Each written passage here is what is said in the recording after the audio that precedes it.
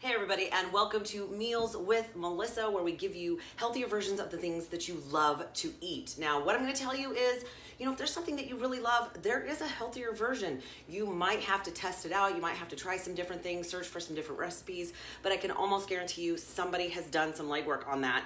All you have to do is search. So, and of course, this day and age, with the tools that we have, you should be able to find just about everything. So today we're going to make something called turkey chili taco soup. Now, here's my little version of, we used to eat this when my kids were smaller. We would make taco soup. It was a great recipe that my mother-in-law had, and they loved it. We would use corn chips. Now, that's probably not something I recommend at this point because that is a processed food, but you have so many options. That's the cool thing. And I don't know about you, but it's the time of year where I want to be cozy and warm and like almost hibernate, I'm not gonna lie. So, super easy recipe. Now, again, just as with any recipe that we do, it depends on your macros as to whether you're gonna use like lesser fat versions of ingredients or whether it's going to be full fat because you're really trying to go low carb. I've already made one switch out of the original recipe, which was I'm taking out the refried beans just because I don't like how they're made and adding black beans instead. So here we go. Let me grab the recipe because it's clear over there for some reason. But we're gonna be making it right over the stove. So I've already taken a pound of 1%, technically 99% lean ground turkey. And now again, you can use whatever you have. If you have a grass-fed beef and that's what you want to use, by all means. And that is predominantly why I don't give you macros on any of these recipes, because it really depends on what ingredients you end up using for that recipe. So let me grab the recipe really quick. All right. So I've already browned that on the stove, and then I'm gonna start adding some ingredients to that. So the first thing I'm gonna add is a chopped medium onion, okay? So I've already done that in advance. I know all my ingredients are over here, so you can see me work over here. All right, so I'm gonna add that to the mix. I'm gonna turn my heat back up just a little bit. Turn it down so that it wouldn't over brown. Okay. My dream someday is to have a gas stove. That would be so awesome because you can control the heat so much better. But I know we're blessed. I know we're blessed in this country. I'm gonna take what I can get and just be okay with it. So I'm gonna add onions. Oops, wrong one here. I guess I use the back burner more than I use the front burner. To that, I'm also gonna add some chopped bell pepper. Now, I'm actually not gonna add a full bell pepper because for some odd reason, my body with the autoimmune disease that I have, Hashimoto's, I don't do well with a lot of pepper. Now, because it's gonna be cooked a little bit, it should be okay. It does call for a whole bell pepper chopped up, but I'm just gonna use about 1/4 of a cup.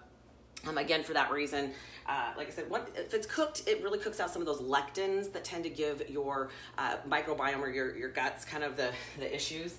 So again, it just depends on what you want, but there's also chilies in one of the other ingredients that I'm using. Okay, so make sure, I'm gonna go ahead and I'm gonna get that heated up and I'm gonna cook it for about 2 minutes. I just want it to kind of, the onions to become a little more translucent so that they heat up. And now, I did cook the ground beef in a little bit of avocado oil. At my house, we do not use vegetable oils of any sort. I mean, I guess you could count all are fat. So we don't use vegetable oil. We don't use canola oil, soybean oil, peanut oil, any of those.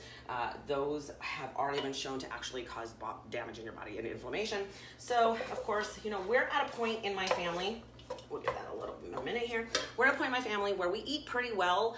For us, it's about going from good to optimal. When you don't eat well, you kind of have to take steps from, really cutting out processed food, cutting out sugar, cutting out the things that make you feel horrible, right? And sometimes you don't understand that they make you feel horrible until you stop eating them and then you realize how amazing you feel. I'm at the point where we're going from good to optimal, and it's not always easy. And I'm not telling you that I cut out everything that's fun. I love chocolate. So I'm going to tell you I eat a little bit of chocolate. I just don't eat it all the time. And I'm also aware how horrible I feel when I start eating a lot more sugar and refined food. So we're gonna give this a second. To this, I'm going to add, and I'll show you the cans really quick. Most of this is stuff you can just find at your local grocery store, super easy. There's honestly nothing in here that you're gonna have to order, like some of the recipes that we do. Make sure that with your ground burger that you are breaking it up into smaller pieces, because of course you don't want, you're not trying for a solid lump of ground beef or ground turkey. All right, and technically you could use ground chicken, ground turkey, ground beef. I mean, really, you could use elk, you could use Venice, I mean, whatever you've got. You know, one of the best things about hunting is that it's naturally grass-fed, lean options, super healthy for you. Okay, so to that we're going to be adding tomatoes. Now this is Rotel mild diced tomatoes and green chilies. So we're going to be adding that to this. We're also going to be adding, now, if you really are trying to do low carb, you're probably not going to want to add the corn.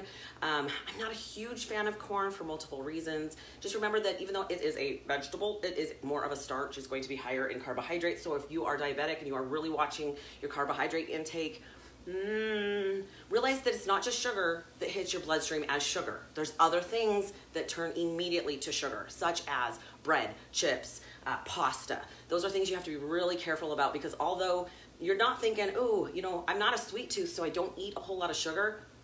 What do you think that hits your bloodstream as? It's processed, it breaks down super fast into your bloodstream as sugar. So again, this is a choice. Again, you don't have to add it. I do kind of like the sweetness that the corn gives the soup. So that works out great. I'm also going to use 8 ounces. Like I said, everything's over here because that's where all the space is. 8 ounces of just tomato sauce. So this one is 10 ounces. The corn is just a can. They come all about the same. It's 15 ounces. And then I'm also going to add some taco seasoning. Now, I just want to tell you something really quickly about taco seasoning, because one of the things that I teach my clients to do is not just to read labels, but to read ingredient lists. Because one of the things that I find interesting is that many products that you wouldn't think have sugar contain sugar, and some of them contain a lot. The biggest offenders are ketchup, salad dressings, spaghetti sauce. Really, you have to pay attention. But what I find really super interesting, and I am using commercial made taco seasoning today, it's not the top ingredient, but one of the ingredients is sugar, which I find fascinating. So again, you can make your own taco seasoning. You just have to gather together all the spices. It's not that difficult. I'm not gonna say I'm being lazy. I'm just being efficient today because I already have some. So I'm actually going to be adding 3 tablespoons of taco seasoning to my sauce as well. So this is just about at that 2-minute mark, getting closer to 3. I'm just gonna let it give it another second here, and then I'm gonna start adding these. Now, cool thing about this is you can make a batch, you can freeze it in the freezer in either individual servings or for later on. You can also use it as a topping. So I talked a little bit earlier that my kids used to use the corn chips in it. You could do this on potatoes. Now again, I know some of you can't have potatoes. If you're diabetic, that is a starchy food. However, if you do choose to use potatoes, make sure you're using a colored potato and not just a baker potato. It's got more nutrients in it. Remember that it's not just about the product itself, right? You can't just look at the nutrient label on your product. You have to realize that some of those just break down faster into sugars, glucose in your system. So when you're eating a natural food, a naturally grown food, say purple potatoes or red potatoes or Yukon Gold potatoes, those actually have more minerals, nutrients, vitamins, and fiber. The fiber prevents them, it slows down the breakdown of the sugars into your bloodstream, so it doesn't hit quite as fast as, say, a baker potato, which has a little less nutrients, or something that is a processed food with a ton of sugar. So again, it's about how quickly, what the glycemic index is on that product. Glycemic index is just how quickly does it hit your blood as sugar, your bloodstream as sugar. Okay, so we're gonna add these right now. Just gonna chop up some of the ground turkey. Okay, so I'm gonna add the tomatoes with the chilies. It's gonna smell so good. Now, like I said, I know this is kind of something, you could even put this like, you know, on homemade nachos. You'd have to figure out a healthier version of the chips. So maybe this is something that's more spring, like barbecue. But I'm just thinking cozy. That like is the word that keeps going through my head. It's super, super windy today where I live. Above everything else, I'm not a fan of wind. So, okay, I've added the tomatoes, the corn, the beans. I gotta add the beans. So I'm actually adding 1 can of no salt kidney beans, 15.5 ounces. Again, you can add more or less depending on what you want. These cans, the corn, the kidney beans, and the black beans, I've all drained because you don't want more liquid in there than you really need. Okay, got that. I'm gonna add, whoops. I told all my clients I am not graceful, so that's just who I am. So again, the original recipe included refried beans. I am taking out the refried beans because I don't like how they are produced. They're just not really as healthy of an option, and I'm adding some black beans to this instead. And then I'm gonna add the tomato sauce. And again, these are all really inexpensive ingredients. So You know, if you're just feeding yourself, you can make a batch of this. You can eat on this for a week or so. I mean, how awesome is that? I firmly believe in batch cooking, predominantly because a lot of us these days, we're so busy, we don't have time to cook every meal, and that's where the problem comes in. We tend to maybe eat 1 or 2 good home-cooked meals a week, but then because we don't have time, we're driving through fast food and getting things. Even the healthier options at fast food are not gonna be optimal.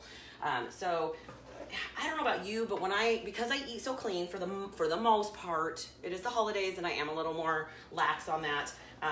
But coming January 1st, I'm actually going to do my own sugar detox. It's going to be necessary. But when I do eat fast food or anything, like I can't even eat French fries anymore that are fried, not baked. My guts immediately tell me what they think about that. So I've learned over time that that's not my best option. Okay, so to this, I'm also going to add the taco seasoning. So I'm gonna do 3 tablespoons. Now again, you can adjust that as you like. It's totally your choice. If you like it a little spicier, you like a little more seasoning, by all means, add more. Like I said, I'm gonna do the cheating commercial version today just cause, whoop, whoop, almost there. You can tell that it's been used. I have to dig clear down into it. Right? Cool thing about, if you make your own taco seasoning, make a batch in advance, and that way as you need it for other things, you can make tacos out of anything. You could do a batch of chicken and then season it later with some taco seasoning and make some taco salad, or, be creative. I think part of the problem is everybody thinks, well, I get tired of that. Make it a different way, right? Okay, also to this, I'm actually gonna add a little bit less than it asks for because I actually want mine to be really thick today. I'm gonna add about 2 cups of, it calls for low sodium chicken broth. I'm not gonna do low sodium, and I'm gonna tell you why. I think one of the biggest questions I get from clients when they're like, well, what low sodium spices can I use? My first question is, why do you need to have low sodium? And they're like, well, we're told that we're supposed to reduce our sodium. The main reason that we're told to reduce sodium is because in processed food, there is literally so much sodium. It's ridiculous. Of course, it's way above and beyond what we need.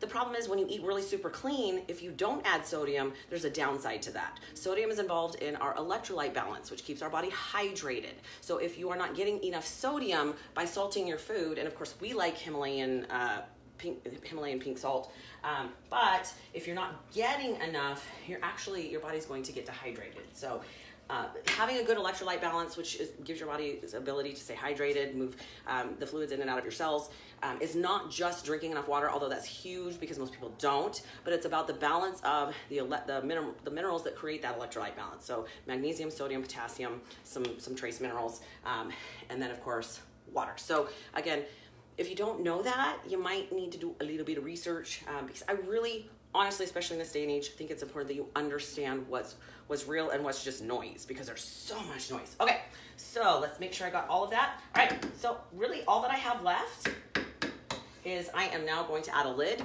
and I'm going to just simmer that for about 10 to 15 minutes and then it's good to go. You can add toppings, you can do sour cream, you can add a little bit of cheese. Again, it really depends on what your macros, what you're allowed to have and what you like. So you can do some scallions, some jalapenos, name it, just get creative and make it taste good for you. So that's what this is about, finding things that you enjoy eating so that, I know I get people and they're like, I can't do broiled chicken or boiled chicken and broccoli anymore. And I'm like, well, why would you do that? That's boring. I'm like, yeah, if you're on competition prep, I understand your coach told you to do that. But when it comes to real life, there's no reason you can't get creative, make your food taste good. And if you think about it, chefs were the original nutritionists. Good thought there, isn't it? So you guys, it is Christmas week. I hope that you have an amazing holiday.